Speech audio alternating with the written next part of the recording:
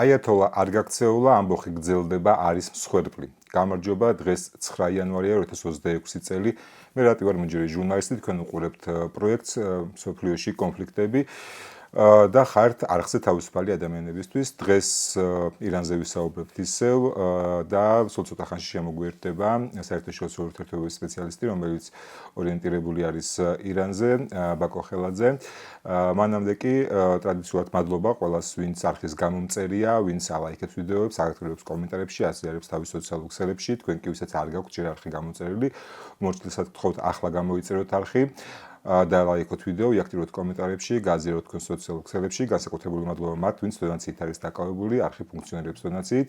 თქვენ კი ვისაც ამის სრული გაქვთ, აღწერაში ანგარიშის ნომერია. გადავიდეთ, სანამ ბაკო შემოგვიერთდება, მანამდე მოკლე აღწერა გავაკეთოთ. გუშინ გვიან საღამოს ირანში გათიშეს ინტერნეტი, ასევე ტელეფონით სარგებლობის შესაძლებლობა არ იყო და გავრცელდა ამის შემდეგ ინფორმაცია, რომ გუშაქთა კორპუსმა, ასევე სხვადასხვა სამხედრო დანაყოფებმა პირდაპირ სიცოცხლესწორი იარაღი გამოიყენეს. არის მსხვერპლი, ვრცელდება სხვადასხვა კადრები, დაღუპული ადამიანების, საკმაოდ მძიმე კადრებია, რომელსაც აქ YouTube-ზე ვერ გაჩვენებთ. ასევე იყო აბსოლუტურად აზრს მოკლებული და აბსურდული ინფორმაცია გავრცელდა იმის შესახებ, რომ თითქოს აიათოლა გაიქცა, თუმცა ეს სიმართლეს არ შეესაბამება, პირიქით დღესპას ჰქონდა მიმართვა ხალხისადმი და მოუწოდა ერთიანობისკენ, ისევ სიონისტური რეჟიმი, ამერიკელები დაადანაშაულა ყველაფერში. გარდა ამისა, არსებობს ინფორმაცია იმის შესახებ, თითქოს სპეცსამსახურები ირანელებს მოუწოდებენ, რომ დაეხმარონ სახელმწიფოს ამბოხებულების ამოცნობაში, რადგან თვითონ ამბოხებულებსაც აქვთ შეიარაღება და მიმდინარეობს ეს პირდაპირ შეტაკებები. სხვადასხვა ინფორმაციები ვრცელდება, რომელიც გადამოწმება საკმაოდ რთულია, თუნდაც იქიდან გამომდინარე, რომ იქ კომუნიკაცია პრაქტიკულად არ არსებობს, შესაბამისად, ყველა ამ აქტუალურ საკითხზე, რომელიც არსებობს და სიტუაციაზე იმის შესახებ თუ რა ხდება ირანში, ჩვენ ვისაუბრებთ ბაკო ხელაძესთან ერთად. მადლობა, რომ დრო გამონახე და პირდაპირ გადავიდეთ.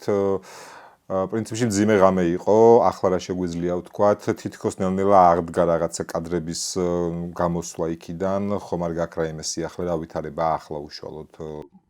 გამარჯობა, მადლობა, რომ კიდევ ერთხელ მომეცი საშუალება ეს დეტალებში ჩავსულიყავით და გავუკეთებინა მიმოხილვა რა ხდება ირანში. ძალიან ბევრი ინფორმაციები ტრიალებს ეხლა და მით უმეტეს აი ამ ხელოვნური ინტელექტის ეპოქაში ძალიან რთულია მართლა გაარკვიო რა მართალია რა ტყუილია ეს პრობლემა ყოველთვის იდგა ირანთან მიმართებაში, იმიტომ რომ ყოველთვის სახელისუფლებო და ანტისახელისუფლებოც საკმაოდ აქტიურად იყენებდნენ აი ამ საინფორმაციო სხვადასხვა მეთოდებს. აი ხა საერთოდ კიდევ უფრო რთულად ამოსაცნობი გახდა და აი ამ ინტერნეტის ჩაკეტვამაც ძალიან მნიშვნელოვანი კვალიტატოა დღეს აი რა ინფორმაციას გვაქვს ირანში. ფაქტობრივად აი ვერ ხერხდება ხალხთან დაკავშირება, არა ის რომ ინტერნეტი და თქვა ინფორმაციის გაცვლა გამოცვლა, უბრალოდ აი ტელეფონიდან ტელეფონზეც ვერ ხერხდება რომ დაურეკოს. აი თქვა საქართველოსთან ან სხვა ქვეყნიდან. ფაქტობრივად ყველანაირი კავშირი ჯერჯერობით ესე დარღვეულია, მაგრამ როგორც პირდებიან ელონ მასკი და კიდევ ბევრი სხვები, რომ შეიძლება აი ამ პრობლემის მოგვარება. არ ვიცი რამდენად ტექნოლოგიურად შესაძლებელია ამის, იმიტომ რომ მიმღებები ჭირდება აი ამ Starlink-ებს, რაც რამდენადაც ვიცი ირანში არ არის. მაგრამ ხო, ალბათ რაღაცას შეძლებენ და მოახერხებენ, რომ ცოტათი მაინც იყოს აი ეს კომუნიკაცია გარე სამყაროსა და ირანს შორის. რაც შეეხება ზოგადად გუშინდელ განვითარებულ მოვლენებს, ხო, პირველი და ალბათ ყველაზე მნიშვნელოვანი იყო ის, რომ შაჰმა მოკლედ მომავალ შაჰმა პრინცი რო თქვა უფრო სწორი იქნება, მოუწოდა ხალხს რომ გამოსულიყვნენ და უპრეცედენტო მასშტაბის ხალხი იყო მართლა გუშინ გამოსული ირანში, როგორც თვითონ ირანელები ამბობენ, აი ამ რაოდენობის ხალხი არ ყოფილა ალბათ არასდროს არც ერთი პროტესტისას. და ეს მიანიშნებს ერთ რაღაცას, რომ აი ის უიმედობა და ის გატეხილობა რაც იყო აი ბოლოს, აი 2022 წლიდან ვიტყოდი, ანუ ეს გადაილახა და ხალხში ისევ გაჩნდა იმედი, რომ შეიძლება მივაღწიოთ გამარჯვებას, რომ ესენი არ არიან უკვდავები და მოკლედ ხალხმა დაიწყო აქტიურად გამოსვლა. რასაკვირველია ეს ეხლა კიდევ უფრო აი ამ პროცესებს რაც მიმდინარეობს ირანში, მე დინამიკას მისცემს და ალბათ რაღაც გარკვეული აი ესე რაღაც ლოგიკურ წერტილისკენ წაყვანას უფრო დააჩქარებს. გამოსვლები არის თელს ქვეყანაში, ახლა რაღაცები ვნახე ინტერნეტში, რომ რაღაც სამი ქალაქი აიღეს თუ რაღაც, ანუ გამოსვლები არის. ამაზე მინდოდა მე კითხვა. სამი ქალაქი აიღეს, 4 ქალაქი აიღეს. რომ რაღაც აი ზუსტად რომ ლაპარაკობდი, რომ დაგენერირებული რაღაც ფოტოები ან დეზინფორმაცია ჩნდება, აჩვენებს, რომ აი მაგალითად ესპაჰანში ჩორბაღი არის ეგეთი მთავარი ქუჩა, არაფერი არ ხდება. აი როცა აი ჩორბაღში ალბათ მე მგონი ომის დროს, ერაყ-ირანის დროსაც კი იყო ხალხი. შანსი არ არის რაღაცა რომ არ ხდებოდეს, მით უმეტეს ეხლა. ხო და მოკლედ, ხალხი ბევრია, მუხტი ძალიან დიდია, გამარჯვების სურვილი არის ძალიან დიდი ხალხში და ალბათ ყველა პირობა არის იმისთვის, ეხლა თუ ვინმეს რამის გაკეთება უნდა და თუ ვინმეს მართლა რამის თავი აქვს, აი ეხლა უნდა გააკეთონ. თუ ეხლა მართლა ვერ შეძლეს, მაშინ თუ ეხლა არა, მაშინ არ ვიცი როდის. ქალაქების აღება ახსენე და აი იყო ჯერ სამი ქალაქი, მე 4 ქალაქი. ეს ქალაქის აღება რა შეიძლება ნიშნავდეს, რომ თქვათ ადგილობრივი ხელისუფლების წარმომადგენლები დემონსტრანტების ხარეს გადავიდნენ თუ რაღაც ძალოვანებმა იარაღი დაყარეს, აი რა შეიძლება ნიშნავდეს ქალაქის აღება? ჯერჯერობით აი ქალაქის აღებები მე როგორც მივხვდი, არის აი იცით როგორი მომენტი, როცა თქვათ აი ადმინისტრაციული შენობა თქვათ დაწვეს ან ხელში ჩაიგდეს, ან მოკლედ აი ესეთი, მაგრამ როგორც ასეთი ახლა აი მაგალითად მაშჰადზე ვნახე, რომ მაშჰადი ხელში ჩაიგდესო და აკონტროლებენ მომიტინგები. აი უბრალოდ წარმოუდგენელია, რომ მაშჰადი გააკონტროლო, რომ ნახო მასშტაბი ამ ქალაქის, ანუ დაახლოებით 5 მილიონი ადამიანი ცხოვრობს, თუ მეტი არა. თეირანის მერე ყველაზე დიდი ქალაქი არის მაშჰადი. ამ მაშჰადის ირგვლივ არის კიდე ძალიან ბევრი პატარა ქალაქი. და ეს არის უდიდესი პროვინცია, ირანის ყველაზე დიდი პროვინცია, ხორასანი. აგლომერაცია გამოდის. ამის გაკონტროლება არ ვიცი, ალბათ დიდ არმიასაც გაუჭირდება. და ჯერჯერობით აი ამ გაკონტროლებაზე და რაღაცაზე ლაპარაკიზე ჯერჯერობით ძალიან ადრე არის და მე მგონი და ცოტა ხანი გადავდოთ ეგ გვერდზე. რაც შეეხება პოლიციას, რომ გადმოდიან თუ არ გადმოდიან აქეთ ხარეს, ასეთი შემთხვევებიც, ან აი ესეთია რა, ვიღაცები ამბობენ, რომ იყო ეგეთი შემთხვევები, ვიღაცები ამბობენ, რომ არ ყოფილა. ნუ რთული არის ჯერჯერობით, მაინც ალბათ პოლიციელების ან ძალოვნების მხრიდან ესე აი გარკვეული აი პირდაპირ რაღაც კონკრეტული გადაწყვეტილების მიღება რომელ მხარეზე დადგნენ. იმიტომ ჯერ ბოლომდე მაინც არ ჯერათ, რომ აი რაღაც შეიძლება შეიცვალოს ძირეულად. იმიტომ ეს ხალხი 46 წელია მაგ სისტემაში, ანუ რამდენი თაობა? 4 თაობა არის 46 წელი, ხო დაახლოებით. 4 თაობა ფაქტობრივად გაიზარდა, ზოგი ვერც გაიზარდა, მოკვდა აი ამ სისტემაში და მით უმეტეს ეს ძალოვნები. და ამის გადახარშვა ძალიან რთული არის. რაღაც ამ მექანიზმები არის საჭირო, რომ ხალხმა ჯერ ეს დაიჯეროს, როგორც ხდება ხოლმე, ჯერ რაღაცა შენ დომიჯერებ და მე იწყებ მაგის რეალიზებას. ჯერჯერობით აი ახლოს არიან მაგასთან რომ დაიჯერონ და მე ალბათ რეალიზებაც შესაძლებელი იქნება. ამიტომ, მაგრამ ხო, თავარი არის პოლიციელებთან დაკავშირებით, აი წინაზე ვლაპარაკობდით ორგანიზებულ ჯგუფებზე და რამდენად ესე ორგანიზებულად ხდება წინააღმდეგობის გაწევა მომიტინგების მხრიდან პოლიციელების მიმართ. აი ეხლა ყველაზე ისეთი მობილური ჯგუფები გამოჩნდა, ყველაზე აქტიური, რომლებაც შეძლეს, რომ არა ის რო თქვა წინააღმდეგობა გაეწია და თავდაცვით პოზიციაში მდგარიყვნენ. ძალიან ბევრი კადრები ვნახე, სადაც პირიქით თავდასხმის პოზიციაში არიან და პოლიციელები გარბიან, ძალოვნები გარბიან. ბევრად უფრო მობილიზებულები არიან, მომზადებულები. და ხო, ერთი ხო მნიშვნელოვანი ფაქტორი კიდე რაც თვალში მომხდა და საინტერესო და აღსანიშნავი არის დაღუპულების რაოდენობა. აი გუშინ რაც ვნახე ბოლო მონაცემებით, აი ყველაზე ისე დაახლოებით 50 კაცი არის დაღუპული აი ამ ერთი კვირის განმავლობაში. ერთი კვირის განმავლობაში 50 კაცი დაღუპული ირანის პროტესტებში, ეს არის აი ალბათ ისტორიული მინიმუმი. ანუ 50 კაცს ალბათ კლავდნენ დღეში სადღაც ერთ კონკრეტულ პროვინციაში, ან რაღაცა ლოკაციაზე. აი წინა თქვა 2022-ის, 2019-ის, 2017 წლების პროტესტები აი ეს სერიებად რო ავიღოთ, ძალიან დიდი მსხვერპლი იყო, ასობით და 1000-ებზე იყო ლაპარაკი დაახლოებით 2000, ზოგი ინფორმაციით 2000-ზე უფრო მეტი.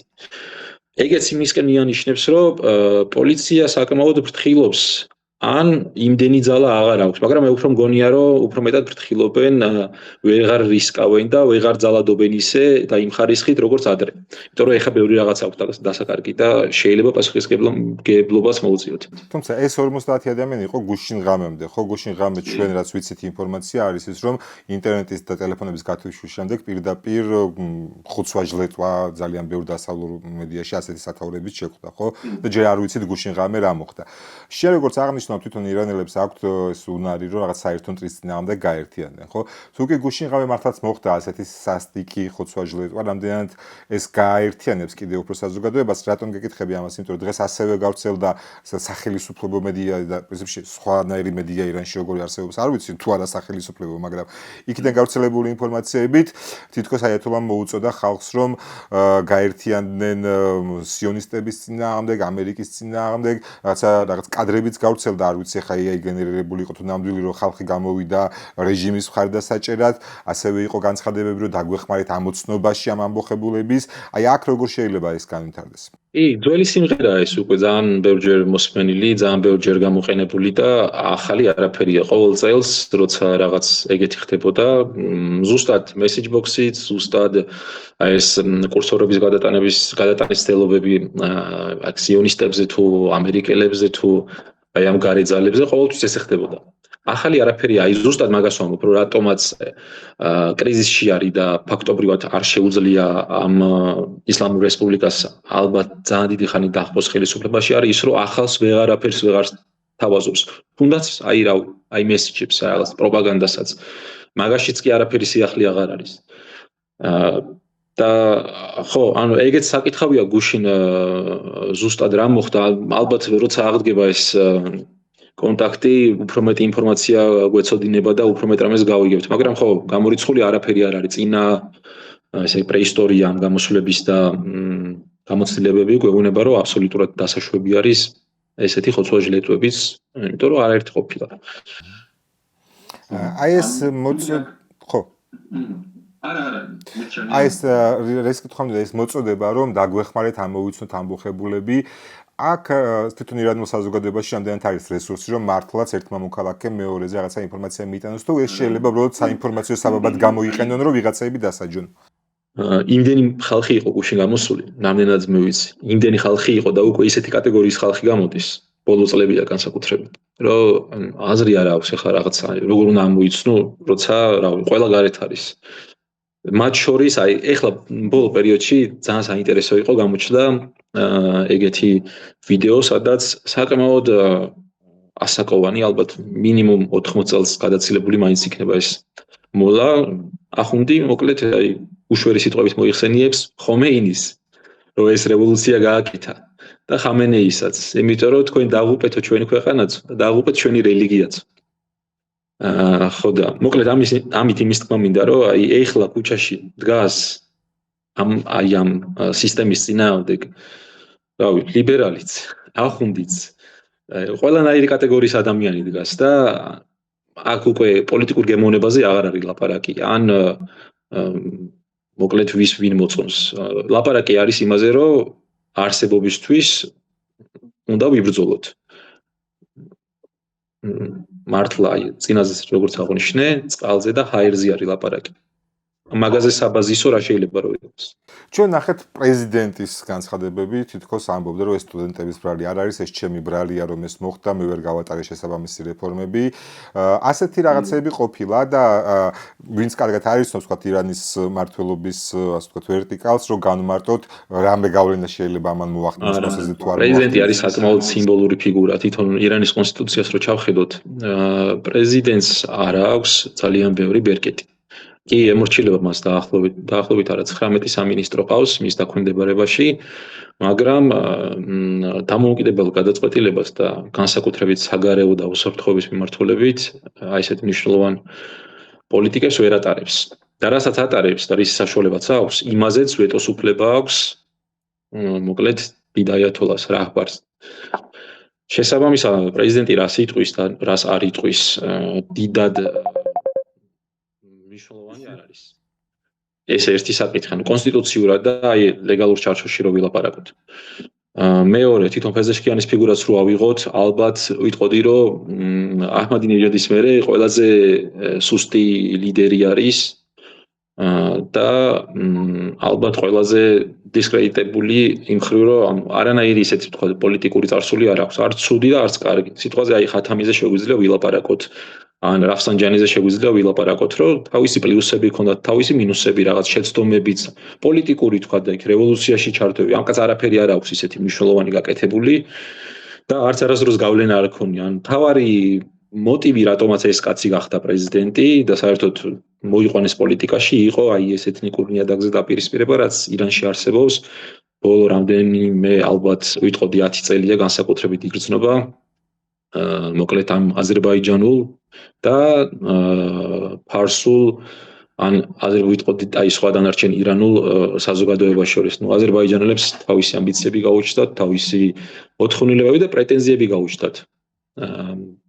ქვეყნის მიმართაც, ამ სისტემის მიმართაც და ასე შემდგომ. და ეს ფეზეშკიანი არის თავისი აი ფიგურა, თქვა და საკმაოდ ნეიტრალური ადამიანი არის, საკმაოდ ისე ნეიტრალური წარსული ექიმი, კარდიოლოგი არის, კარგი საქმეები გაუკეთებია, ვიღაცები გადაურჩენია, თან ღიად ესეთი აზერბაიჯანელობს, ესე რომ ვთქვა, არასდროს არ ყოფილა ირანის ისტორიაში, აი რაც ისლამური ირანის ისტორიაში, რომ ესეთი გამოკვეთილი აზერი ყოფილიყო რომელიმე პოლიტიკოსი ან რომელიმე ფიგურა. კი, ყოველთვის ამბობდნენ ხოლმე, კი მე მაქვს აზერბაიჯანული ფესვები, მაგრამ მე არა ვარ აზერბაიჯანელი, მე ვარ ირანელი. და ეს კაცი ყოველთვის ამბობს, რომ იცი რა, აზერბაიჯანელი ვარ და აზერბაიჯანულადაც მიმართა რამდენჯერმე ხალხს იქ არჩევნების პერიოდში. მე იქ ბაქოში როცა იყო ჩასული პირველი ვიზიტი სხვათა შორის, ხო, პირველი ვიზიტი ქონდა ბაქოში და იქ რაღაც ხაზები გაავლო აზერბაიჯანის რესპუბლიკასა და თქვა მის მშობლიურ ქალაქს შორის და თქვა რომ ძალიან გავს არდებილი და სიტყვაზე ბაქო ერთმანეთს და მოკლედ, აი ესეთი ფიგურაა და ამ ფიგურას უნდა შემოეტანა ერთგვარი ჰარმონია და ბალანსი. აი ამ დიდ განხეთქილებას შორის, რაც უკვე არსებობს. აი ეს განხეთქილება სხვა ფუნქცია მაგას არ ქონია და ასე ბევრ რაღაც ზიებს თავის თავზე მგონი. ცოტა უბრალოდ აღებინებენ მის თავზე, მაგრამ აბსოლუტურად განწირული ადამიანის ლაპარაკი უფრო არის ხა ის რომ ჩემი ბრალი, ანუ ყველა კარგად ხვდება რომ აკაცის ბრალი არაფერი არ არის საერთოდ.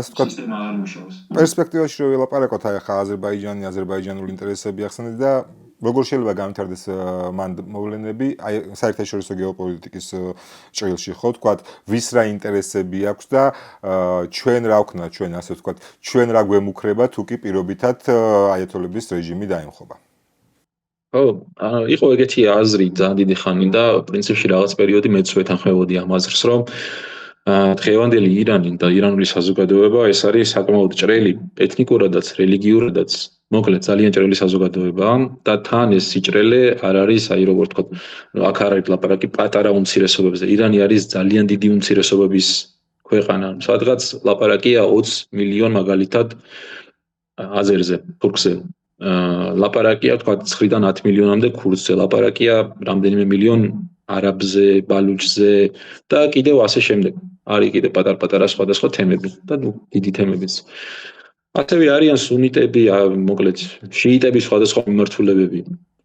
და იყო ასეთი მოსაზრება საკმაოდ საფუძვლიანი, რომ აი ეს საზოგადოება, რომელიც ეთნიკურად ძალიან ჭრელია, შედუღაბებული იყო და ესე შეკრული აი ამ შიიტური ისლამით, რომელიც ბოლო სადღაც 5 საუკუნეა ამ ქვეყანაში არის წამყვანი, ესე ვთქვათ, რაღაც მაიდენტიფიცირებელი მარკერი.